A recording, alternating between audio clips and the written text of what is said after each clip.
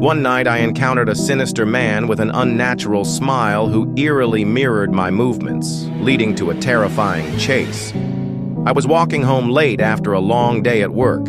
It was around 2 a.m. and the streets were empty. As I walked, I noticed a man about 50 feet ahead of me. He was dressed in a suit, which seemed odd for the hour, but I didn't think much of it at first. Then he stopped.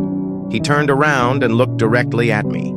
His face was twisted into the widest, most unnatural smile I'd ever seen. It wasn't a friendly smile. It was grotesque, like his face was stretched too far. I froze.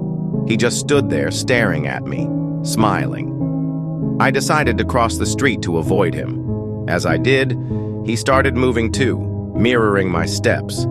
I quickened my pace, and so did he. I began to panic. I started running, and he started running too, but not like a normal person. His movements were jerky, almost like a marionette. He was gaining on me, still smiling that horrible smile. I turned a corner and hid behind a dumpster, hoping he'd pass by. But when I peeked out, he was standing right there, inches from my face, still smiling. I screamed and ran as fast as I could, not looking back until I reached my apartment. When I finally got inside, I locked the door and looked out the window.